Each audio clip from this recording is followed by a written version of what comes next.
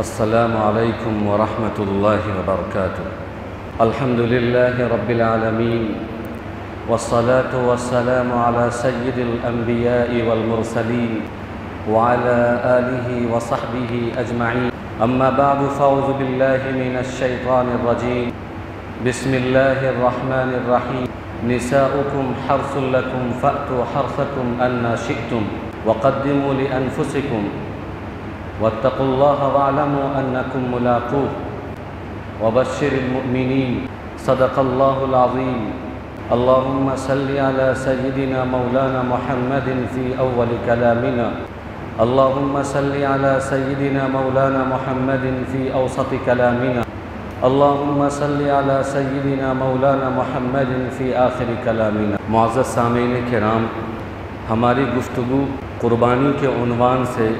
چل رہی ہے، مگر اس ہفتے قربانی کے عنوان کو موقوف کر کے ایک اہم اور ضروری ٹاپک ہے جو آپ کے سامنے میں رکھنا چاہتا ہوں۔ انشاءاللہ قربانی مسائل اور اس کے فضائل اور اس کی جو بھی باتیں قربانی سے متعلق ہیں وہ آئندہ ہفتے جاری رہیں گی، لیکن اس ہفتے ایک ضروری عنوان ہے، ضروری ٹاپک ہے جو ہمیں ڈسکس کرنا چاہیے، سمجھنا چاہیے۔ وہ یہ ہے کہ گزشتہ ایک ہفتوں سے قرآن کی ایک آیت اور اس کے مفہوم کو غلط طریقے سے بیان کیا جا رہا ہے۔ ایکچولی میں ایک مووی ریلیز ہونے والی، ایک فلم آنے والی، اس فلم کے اندر قرآن کی ایک آیت کو کوٹ کیا گیا ہے اور اس کے مفہوم کو غلط طریقے سے بیان کیا گیا ہے۔ آپ اس پر تعجب نہ کریں، کیونکہ گزشتہ 10 سال میں ہندوستان کے اندر اسلام فوبیا کی ایسی لہر ہے کہ اسلامی تعلیمات کو بدنام کرنے کی ہر طرح سے کوشش کی جا رہی ہے، کبھی سماجی استر پر، کبھی معاشی استر پر، کبھی اسپیچ کے ذریعے، ہیڈ اسپیچ کے ذریعے، کبھی میڈیا کے ذریعے، کبھی اخباری نمائندے کے ذریعے، اور ابھی گزشتہ 2-3 سال میں ایک نیا روش، ایک نیا طریقہ اسلام کو بدنام کرنے کا، وہ ہے مووی، فلم۔ تو ایسی فلمیں بنائی جا رہی ہے۔ ابھی کچھ فلمیں آپ نے سنی ہوں گی جو اسلام کے خلاف، ایک فلم تھی دا کشمیر فائل، پھر اسی طریقے سے ایک فلم آئی تھی کیرلا کے اوپر، دا کیرلا فائل۔ اسی طریقے سے ابھی ایک ہفتہ پہلے ایک مووی کا ٹریلر یوٹیوب پہ اپلوڈ کیا گیا ہے جس کا عنوان ہے، جس فلم کا نام ہے ہم 2 اور ہمارے 12۔ پھر اس عنوان کو کاٹ کر یہ لکھا گیا کہ ہمارے 12۔ اس میں کیا کچھ ہے، کتنا صحیح ہے، اور اس کے آڈینس کون ہیں، ٹارگٹ کس کو کیا جا رہا ہے، اور کیا بتایا جا رہا ہے، یہ سب کچھ میں آپ کو بتاؤں گا۔ لیکن میں نے جو یہ عنوان رکھا ہے اس لیے نہیں رکھا کہ یہ میری اپنی پرسنل چوائس ہے۔ اس پر بڑے بڑے علماء کا ریئیکشن آیا ہے، جیسے کہ ابھی اس دور کے بہت بڑے عالم مولانا خالد سیف اللہ رحمانی، انہوں نے ایک آرٹیکل لکھا ہے اس کے اوپر۔ اسی طریقے سے ایک بہت بڑے اسکالر ہیں مفتی یاسر ندیم الواجدی، ان کا بھی ایک ایپیسوڈ اس پر آ چکا ہے۔ چونکہ میں سوشل میڈیا سے کنیکٹ رہتا ہوں، ایکٹیو رہتا ہوں، جڑا رہتا ہوں، ہر پلیٹ فارم سے میں جڑا رہتا ہوں، تو مناسب معلوم ہوتا ہے کہ آپ لوگوں کو سمجھاؤں۔ آپ کو ایسا لگے گا کہ یہ آپ کی ضرورت نہیں ہے، لیکن مجھے ایسا لگتا ہے کہ یہ آپ کی ضرورت ہے، آپ کو سمجھنا چاہیے۔ آپ سمجھیں گے، آپ اپنی مستورات کو سمجھائیں گے اور سماج کو سمجھائیں گے کہ شروع زمانے سے اسلام کو بدنام کرنے کی کوشش کی گئی۔ آج کے زمانے میں سورسز سوشل میڈیا ہے، یوٹیوب ہے، فیس بک ہے، ٹویٹر ہے، یہاں پر کچھ بھی ڈال دیا جاتا ہے اور پھیلا دیا جاتا ہے۔ لیکن پہلے زمانے میں یہ سورسز نہیں تھے، تو عیسائی، یہودی کتابیں لکھتے تھے اسلامی تعلیمات کے خلاف، اسلام کو بدنام کرنے کے لیے۔ لیکن آپ یہ جان لیجئے کہ اسلام کو جب کسی نے بدنام کرنے کی کوشش کی ہے اور جب اسلام کو نیچا دکھانے کی کوشش کی ہے، اسلام کا کچھ بھی بگڑا نہیں ہے آج تک، بلکہ اسلام اتنی ہی خوبی سے آگے بڑھا ہے۔ کہیں ایسا نہیں ہوا کبھی کہ کسی کے بدنام کرنے کی وجہ سے اسلام بدنام ہو گیا ہو، اس کے ماننے والے میں کمی آ گئی ہو اور لوگ اسلام لانا بند کر دیے ہوں، اسلام قبول کرنا بند کر دیے ہوں۔ ایسا نہیں ہوا، بلکہ جب اسلام پر کیچڑ اچھالا گیا تو سروے کے مطابق لوگ اتنی تیزی سے اسلام قبول کرتے ہیں۔ ہمیشہ ایسا ہی ہوا ہے ہر زمانے میں، تو ہمیں پریشان ہونے کی ضرورت نہیں ہے۔ لیکن چونکہ دکھ ہوتا ہے، ہم اسلام کو مانتے ہیں، تو اسلام کو لے کر ہماری لائلٹی ہے، سچائی ہے کہ کوئی ہمارے دھرم پر، مذہب پر وار کرتا ہے تو ہمیں تکلیف ہوتی ہے، تو ہمیں اپنے اسلام کو صحیح طریقے سے سمجھنا چاہیے، لیکن پریشان ہونے کی ضرورت نہیں ہے، کیونکہ ہر دور میں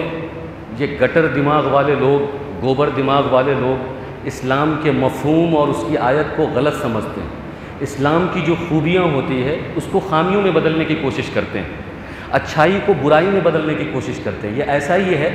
کہ ایک آدمی اندھا نہیں ہے، لیکن جب وہ کالا چشمہ لگا لیتا ہے تو اس کو ایسا لگتا ہے کہ ساری دنیا کالی ہے،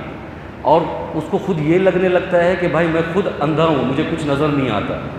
تو ایسے ہی یہ گٹر میں پلنے والے لوگ، اس کا یہ مطلب نہیں ہے کہ سچ میں وہ گٹر میں پلتے ہیں، مطلب ان کا ذہن گٹر ہے، گوبر جیسا ذہن۔ وہ ہمیشہ اسلام کو بدنام کرنے کی کوشش کرتے ہیں، سازش کرتے ہیں، ایک کالا چشمہ لگائے رکھتے ہیں۔ ان کو ایسا لگتا ہے کہ اسلامی تعلیمات پوری کی پوری کالی ہے، اس میں کچھ اچھائی یا سچائی نہیں ہے، اور ان کو کچھ نظر نہیں آتا۔ قرآن کریم کی ایک آیت ہے سورہ بقرہ کی جو دوسرے پارے میں ہے۔ آپ کو بہت تعجب ہوگا کہ فلموں کے اندر قرآن کی آیت کو کوٹ کیا جا رہا ہے، باضابطہ اس کو پڑھا جا رہا ہے، اس کا ترجمہ کیا جا رہا ہے۔ کوئی ایک کردار میں ہے، کوئی مولوی صاحب، اور مولوی صاحب جو ہے اس آیت کو پڑھ کے کوٹ کر رہے ہیں۔ یہ فلموں کے ٹریلر میں کیا ہے وہ آیت؟ نساؤکم حرث لکم فأتوا حرثکم انا شئتم وقدموا لانفسکم واتقوا اللہ واعلموا انکم ملاقوہ وبشر المؤمنین۔ یہ پوری آیت ہے، لیکن چونکہ بدنام کرنا تھا تو اس نے صرف آدھی آیت کو کوٹ کیا ہے کہ نساؤکم حرث لکم فأتوا حرثکم،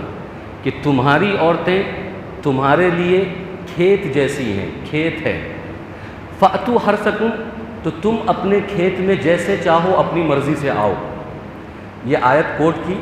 ترجمہ کیا، ترجمے میں تھوڑا سا ترمیم کر دیا، اضافہ کر دیا، اپنی طرف سے بڑھا دیا کہ اپنی مرضی سے، حالانکہ اپنی مرضی سے اس میں ترجمہ کہیں نہیں ہے، کسی کتاب میں نہیں ہے، لیکن اس اسکالر نے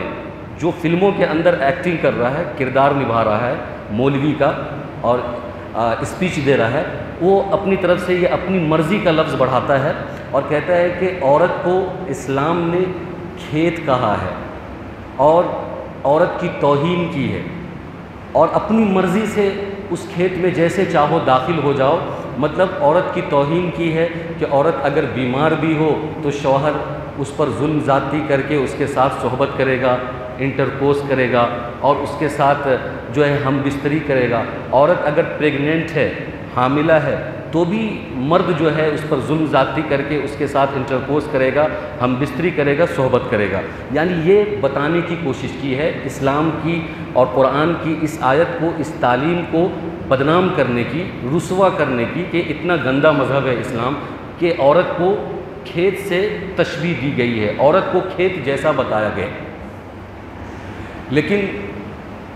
آپ جب اس آیت کا مطلب سمجھیں گے، اس آیت کا ترجمہ سمجھیں گے، اس آیت کا بیک گراؤنڈ دیکھیں گے، تو آپ کو لگے گا کہ اس میں عورت کی توہین نہیں، اس میں عورت کا اعزاز ہے، اکرام ہے، اس کی عزت ہے اور اس کا احترام کیا گیا۔ مطلب جس آیت کو اللہ تبارک و تعالیٰ نے عورت کے اعزاز اور احترام میں پیش کیا ہے، یہ گٹر والے لوگ، گٹر جیسا سوچ رکھنے والے لوگ اس آیت میں عورتوں کی توہین بتا رہے ہیں۔ کیسے؟ ان کو ایسا لگتا ہے کہ اسلام نے عورت کو بچہ پیدا کرنے کی مشین قرار دیا ہے، کہ اسلام نے عورتوں کو بچہ پیدا کرنے والی مشین سمجھا ہے۔ لیکن آپ جب نیچر کو دیکھیں گے، جب فطرت کو دیکھیں گے، میاں بیوی کا ملاپ صحبت، ہم بستری شروع زمانے سے، جب سے نسل انسانی شروع ہوئی ہے اس وقت سے لے کر قیامت تک، آپ کو معلوم ہے کہ اللہ تبارک و تعالیٰ نے انسانوں کے اندر، مرد عورت کے اندر شہوت رکھی ہے۔ شہوت رکھنے کی وجہ کیا ہے؟ تاکہ نکاح ہو، نکاح ہونے کے بعد شہوت جائز طریقے سے پوری کی جا سکے۔ اس کا مقصد کیا ہے؟ اس کا مقصد یہ ہے کہ نسل انسانی بڑھے، بچہ پیدا ہو۔ اصل مقصد جو ہے نکاح کا وہ ولادت ہے، بچے کی ولادت، بچہ پیدا ہونا۔ اب اگر مثال کے طور پر دنیا میں اگر کسی کے پاس زمین ہے، بہت ساری زمین ہے، وہ کئی بیگھہ زمین کا مالک ہے، وہ روزانہ صبح کو جاتا ہے اور جا کر زمین کا چکر لگاتا ہے اور لگا کر گھر بیٹھ جاتا ہے، روزانہ کا اس کا یہ معمول ہے۔ بتائیے اس زمین سے اس کو کوئی فائدہ ہونے والا ہے؟ کوئی فائدہ نہیں ہوگا۔ لیکن ایک انسان وہ ہے کہ جس کے پاس زمین ہے، وہ اس کی فارمنگ کرتا ہے، اس کی دیکھ بھال کرتا ہے، اس میں پانی ڈالتا ہے، اس کی سینچائی کرتا ہے، اس میں کھاد ڈالتا ہے، اس میں بیج ڈالتا ہے، اس میں پودا نکالتا ہے، پھر اس سے اناج نکالتا ہے، اس سے غلہ نکالتا ہے، اور وہ اپنے آپ کو اس بات کا ذمہ دار سمجھتا ہے کہ میں اس کھیت سے اپنی زندگی کو بچاؤں گا، اپنے اہل و عیال کی زندگی کو بچاؤں گا، اپنی معیشت کو مضبوط کروں گا، کیونکہ اس سے جو غلہ اور اناج نکلے گا تو اس سے میں اپنا پیٹ پالوں گا، اپنے بچوں کا پیٹ پالوں گا، اپنے گھر والوں کا پیٹ پالوں گا، اس غلہ اناج کو بیچ کر کچھ مال کماؤں گا، کچھ پیسہ کماؤں گا، تو اس سے ہماری معیشت مضبوط ہوگی۔ تو ظاہر ہے کہ اب کہا جائے گا کہ یہ جو کھیت ہے یہ اس کے لیے فائدہ مند ہے، یہ کھیت اس کے لیے سود مند ہے۔ اب سیم چیز کو آپ کسی شادی پر رپلائی کریں کہ کوئی مرد عورت آپس میں شادی کرے اور وہ یہ طے کر لے کہ ہم کو صرف صحبت کرنا ہے، اپنی شہوت پوری کرنی ہے، صرف ہم کو انٹرکورس کرنا ہے، ہم کو صرف جو ہے ہم بستری کرنا ہے، بچہ نہیں چاہیے۔ جیسے کہ آج کل ماڈرن خیال میں یہ باتیں آتی بھی ہیں کہ بچہ نہیں چاہیے، اور وہ ایک پلاننگ کر لے کہ ہم کو 10 سال تک، 20 سال تک، بلکہ ہم کو بچہ چاہیے ہی نہیں۔ تو آپ یہ بات سمجھ لیں کہ شہوت کبھی نہ کبھی ختم ہو جائے گی، 10 سال میں، 20 سال میں، 30 سال میں۔ یہ جو جوڑے آپس میں شادی کر رہے ہیں اور اگر یہ دونوں یہ طے کر لیتے ہیں کہ ہم کو بچہ نہیں چاہیے، صرف ہم ایک دوسرے سے شہوت پوری کریں گے، تو شہوت تو آگے چل کے 10 سال میں یا 20 سال میں یا بڑھاپے کی عمر میں شہوت کم ہو جائے گی یا ختم ہو جائے گی۔ تو ان دونوں کا رشتہ کس بنیاد پر باقی رہے گا؟ تو پتہ چلا کہ صحبت اور انٹرکورس اور ہم بستری جو پورا کرنے کے لیے ہوتا ہے میاں بیوی کے درمیان، وہ ہوتا ہی اس لیے ہے تاکہ بچہ پیدا ہو، تاکہ نسل انسانی بڑھے، تاکہ بچے کی ولادت ہو سکے۔ اگر یہ مقصد فوت ہو گیا تو پھر سمجھیے کہ وہ ایسا ہی ہے کہ جس کے پاس زمین تو ہے لیکن وہ صبح جاتا ہے، چکر لگا کر آ جاتا ہے اور اس سے کوئی فائدہ حاصل نہیں کرتا، جاتا ہے چکر لگا کر آ جاتا ہے، اس سے کوئی، لیکن ایک کے پاس زمین ہے اور وہ جاتا ہے تو اس پر کھیتی کرتا ہے، اس پہ غلہ ڈالتا ہے، پانی ڈالتا ہے، سینچائی کرتا ہے۔ اب دونوں میں مطابقت کیا ہے کہ اللہ تبارک و تعالیٰ نے عورت کو کھیتی کیوں کہا، کھیت سے تشبیہ کیوں دی؟ کیونکہ یہ جو کھیت ہوتا ہے، یہ جو زمین ہوتی ہے، یہ نسل انسانی کے بقا کا ذریعہ ہے۔ اگر کھیت نہ ہو، زمین نہ ہو تو انسان زندہ نہیں رہے گا، غلہ کہاں سے نکلے گا، اناج کہاں سے نکلے گا، ہم اور آپ کھائیں گے کیا؟ اور جب کھائیں گے نہیں تو زندہ رہیں گے کیسے؟ تو یہ زمین، یہ کھیت نسل انسانی کے بقا کا ذریعہ ہے، یعنی اس کی زندگی کو وجود بخشتا ہے۔ اسی طریقے سے اگر عورتیں نہ ہوں، عورتیں ختم ہو جائیں تو نسل انسانی کا وجود ختم ہو جائے گا، کیونکہ عورتیں بچہ جنتی ہیں، عورتیں بچہ، اگر دنیا میں اس کے علاوہ کوئی دوسرا سورسز سے تو بتائے کہ کمپیوٹر سے بچہ پیدا ہو جائے، بھیڑ بکری سے بچہ پیدا ہو جائے، یا روبوٹ سے بچہ پیدا ہو جائے، یا کسی اور چیز سے بچہ پیدا ہو جائے، ظاہر ہے کہ نہیں ہوگا۔ وہ بچہ پیدا کرنے کے لیے عورت کو اللہ تبارک و تعالیٰ نے وہ صلاحیت رکھی ہے، مادر رحم اس کو دیا ہے، وہاں سے بچہ پیدا ہوتا ہے۔ تو تو یہی سورس ہے، اس کے علاوہ دوسرا کوئی سورس نہیں ہے۔ اب جب دوسرا کوئی سورس نہیں ہے تو اگر عورت نہیں ہوگی یا عورت سے بچہ پیدا نہیں ہوگا تو پھر نسل انسانی کا وجود بڑھے گا کیسے؟ انسان بڑھے گا کیسے؟ تو جس طریقے سے زمین اور کھیت کے غلے اور اناج اس کے دانے سے انسان کی بقا اور اس کا وجود متعلق ہے، اسی طریقے سے عورت کے رہنے سے، اس کے وجود سے نسل انسانی کا وجود متعلق ہے۔ اور جس طریقے سے ایک کسان کھیت پر محنت کرتا ہے، اس کی حفاظت کرتا ہے، اس کو بنجر ہونے نہیں دیتا، اس کو سیراب کرتا ہے، اس پر پانی ڈالتا ہے، تو اللہ تبارک و تعالیٰ نے عورت کو ایک لطیف باریک اشارہ دیا ہے عورت کے لیے کہ مرد کو چاہیے کہ وہ بھی اس کی حفاظت کرے، اس کا خیال رکھے، اس کو جو ہے کسی بیماری سے بچا کر رکھے، تکلیف نہ دے، اس پر وہ کھیتی اگر کرتا ہے تو ہر گرم سرد سے اس کی حفاظت کرے۔ تو یہاں پر میں سمجھتا ہوں کہ عورت کی توہین نہیں، عورت کو اللہ نے عزت دی ہے کہ جس طریقے سے زمین انسان کی زندگی کو وجود بخشتا ہے، اسی طریقے سے عورت کا وجود انسان کی زندگی کو وجود بخشتا ہے۔ یہ تو عزت کی بات ہے، یہ توہین کی بات ہے نہیں، لیکن چونکہ اس ٹیلر میں یہ توہین آمیز بات کہی گئی ہے کہ عورت کو اسلام بچہ پیدا کرنے کی مشین قرار دیتا ہے۔ اچھا، ایک چیز آپ لاجیکلی سمجھیں گے کہ ہماری ایک فیملی ہے، فیملی میں ابو ہیں، امی ہیں، بھائی ہے، بہن ہے، تایا ہے، بڑی فیملی ہے، اس میں مختلف رشتہ دار کے رول ہوتے ہیں۔ کسی بھی انسان سے آپ یہ سوال کریں کہ اس میں جو سب سے امپورٹنٹ فگر ہے اس کا کیا نام ہے، آپ کس کو سب سے زیادہ عزت دیتے ہیں، تو ہر آدمی کی زبان پر ایک ورڈ آتا ہے، اس کا نام ہے ماں، موم۔ یعنی ہر آدمی ماں کو عزت دیتا ہے دوسرے رشتے کے بنسبت۔ کیوں؟ کیونکہ ماں نے اس کو وجود بخشا ہے، وہ اس کے وجود کا ذریعہ ہے، وہ اس کے مادر رحم سے نکلا ہے۔ اس لیے سارے رشتوں میں جو سب سے مضبوط رشتہ ہوتا ہے اور سب سے اٹیچ رشتہ ہوتا ہے، ایموشنل رشتہ ہوتا ہے، وہ ماں کا ہوتا ہے۔ وہ چاہے کتنا بھی جاہل، ظالم، جابر شخص ہو، اس سے آپ پوچھیں گے کہ سارے رشتوں میں سب سے محبوب رشتہ تمہارا کون سا ہے، سب سے معتبر رشتہ تمہارا کون سا ہے، جس سے تمہیں سب سے زیادہ لگاؤ ہے، وہ کہے گا ماں۔ اس لیے کہتا ہے کہ ماں سے اس کو وجود ملا ہے، وہ وجود کا ذریعہ ہے۔ تو اس میں عزت ہے، توہین نہیں ہے، کسی کی تذلیل نہیں ہے۔ لیکن چونکہ اسلام کو بدنام کرنے کی کوشش کرنی ہے تو یہ کہا گیا کہ نساؤکم حرث لکم فأتوا حرثکم انا شئتم، کہ عورتیں تمہاری کھیتیاں ہیں، تم اپنے کھیت میں جیسے چاہو داخل ہو جاؤ۔ تو کہا گیا کہ عورتوں کو اسلام اور قرآن بچہ پیدا کرنے کی مشین قرار دیتا ہے، حالانکہ اسلام عورتوں کو بچہ پیدا کرنے کی مشین نہیں، اسلام اس اینگل سے دیکھتا ہے کہ عورتیں ہی ہیں جس کی وجہ سے نسل انسانی کا وجود ہے اور نسل انسانی آگے بڑھ رہا ہے۔ یہ تو اس کی عزت کی بات ہے، یہ اس کے لیے افتخار کی بات ہے، اس کے لیے اعزاز کی بات ہے، یہ اس کی توہین کے لیے، اس کی توہین نہیں ہے اس میں، لیکن یہاں توہین بتایا گیا۔ اور اسی طریقے سے یہ کہا گیا کہ جب عورتیں حاملہ ہوتی ہیں، پریگننٹ ہوتی ہیں، تو مرد اس پر زبردستی کرتا ہے اور اس کے ساتھ صحبت کرتا ہے، انٹرکورس کرتا ہے۔ ہاں، جہاں تک بات ہے حاملہ کے ساتھ ہم بستری کرنے کی، تو یہ صرف اسلام نہیں،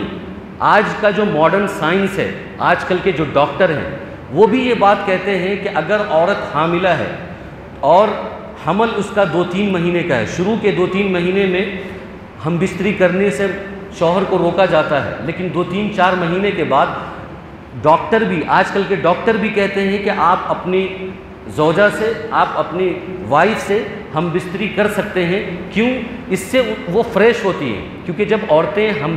حاملہ ہوتی ہیں تو اس سے وہ ڈپریس رہتی ہیں، اور اس ڈپریس سے نکالنے کے لیے 3-4 مہینے کے بعد آپ جو ہے اپنی عورتوں سے، اپنی بیویوں سے ہم بستری اگر کرتے ہیں تو ان کو ایک ہلکا پن محسوس ہوتا ہے، ان کا بوجھل پن ختم ہوتا ہے۔ یہ تو آج کا ماڈرن سائنس بھی کہتا ہے۔ ہاں، شروع کے 2-3 مہینے میں جہاں پر یہ خطرہ ہو کہ حمل ضائع ہو جائے گا اور بچہ ختم ہو جائے گا، تو وہاں پر احتیاط کا پہلو اپنایا گیا ہے کہ بھائی آپ انٹر کورس نہ کریں۔ اور آج کل کی جو فیمنزم سوچ ہے کہ آج کل کی عورتوں کو یا ہم اور آپ کو بہن کے رول میں، ماں کے رول میں، بیٹی کے رول میں، بیوی کے رول میں اگر کسی عورت کو رکھا جاتا ہے تو ہم سمجھتے ہیں کہ یہ رول بیک وارڈ رول ہے، یعنی یہ بہت پچھڑا رول ہے، یہ ذلت آمیز رول ہے۔ ہاں، اگر اسی عورت کو مرد کے مقابلے میں آفس لا کر کھڑا کر دیا جائے کہ مرد جو جو کام کرتے ہیں وہ سارا کام عورت کرے، تو ہم یہ سمجھتے ہیں کہ یہ فیمنزم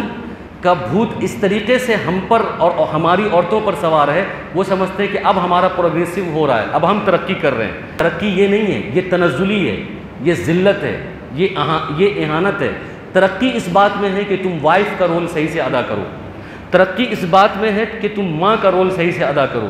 ترقی اس بات میں ہے کہ تم بہن کا رول صحیح سے ادا کرو، ترقی اس بات میں ہے کہ تم بیٹی کا رول صحیح سے ادا کرو۔ ترقی اس بات میں نہیں ہے کہ تم مردوں کے شانہ بشانہ آفس میں کھڑی رہو، ترقی اس بات میں نہیں ہے کہ مردوں کے شانہ بشانہ تم تجارت میں کھڑی رہو، ترقی اس بات میں نہیں ہے کہ مردوں کے شانہ بشانہ مارکیٹ میں تم کھڑی رہو۔ یہ اس میں ترقی نہیں ہے، اس میں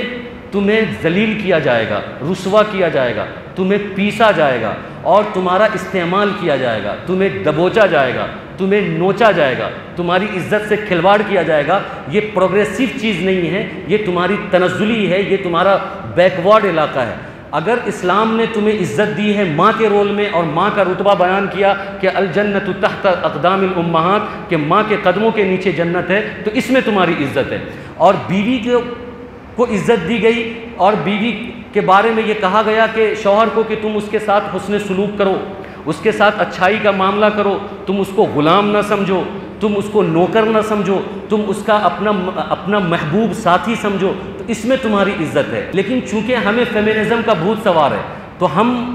ہماری عورتوں کو مردوں کے مقابلے میں لانے کے لیے گھر سے باہر نکالتے ہیں، اور اتنا باہر نکالتے ہیں کہ بھائی جیسے مرد باہر نکلے گا، مرد جو جو کام کرے گا وہ ہماری عورتیں بھی کریں گی۔ تو اس میں جو ہے مخلوط نظام ہوتا ہے، مخلوط سسٹم ہوتا ہے، عورت مرد آپس میں ملتے ہیں، پھر جو ہے یہ سارے ریپ والے، ریپسٹ والے، یہ سارے قصے رونما ہوتے ہیں۔ بہرحال میں آپ کو یہ سمجھانے کی کوشش کر رہا ہوں کہ یہ جو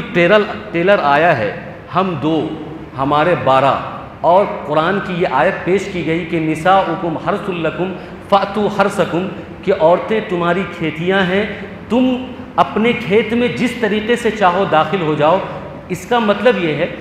کہ آپ کی عورت آپ کی بیوی ہے، آپ کی شریک حیات ہے، وہ آپ سے بہت قریب ہے، آپ اس سے جیسے چاہے ہم بستری کر سکتے ہیں۔ یہ جو عمومیت ہے، یہ عمومیت اس وجہ سے ہے، اس کا بیک گراؤنڈ کیا ہے؟ اللہ کے نبی صلی اللہ علیہ وسلم کے زمانے میں یہود جب اپنی وائف سے صحبت کرتے تھے تو وہ ایک طریقے سے کرتے تھے، ایک اسٹائل جس کو کہتے ہیں، ایک طریقے سے کرتے تھے۔ اور مدینے میں اور مکے میں مسلمان جو ہوتے تھے وہ اپنی عورت سے، اپنی وائف سے صحبت کئی طریقے سے کیا کرتے تھے، کئی اینگل سے کیا کرتے تھے۔ یہ مسئلہ جب ایک مسلم عورت کے پاس آیا تو انہوں نے منع کیا اپنے شوہر کو کہ نہیں،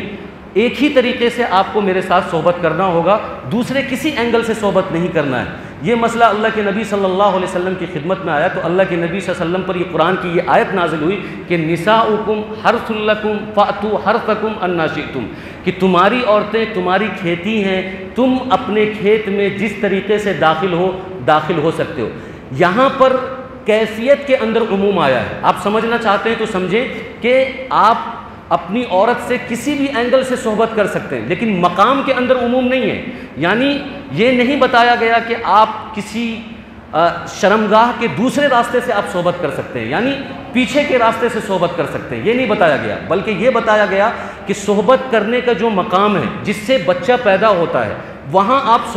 وہیں پر صحبت کرنا ہے، لیکن اس کی کیفیت آپ کو ہے، آپ جس طریقے سے چاہے کر سکتے ہیں۔ اور عورت کو اس میں عزت دی گئی، عزت اس وجہ سے دی گئی کہ یہ جو مادر رحم ہوتا ہے یہ انسان کے وجود اور اس کے بقا کا ذریعہ ہوتا ہے، تو عورت کی اس میں توہین نہیں کی گئی ہے، عورت کو اس میں ذلیل نہیں کیا گیا۔ جس طریقے سے ایک کسان اپنے کھیت کی حفاظت کرتا ہے اور اپنے کھیت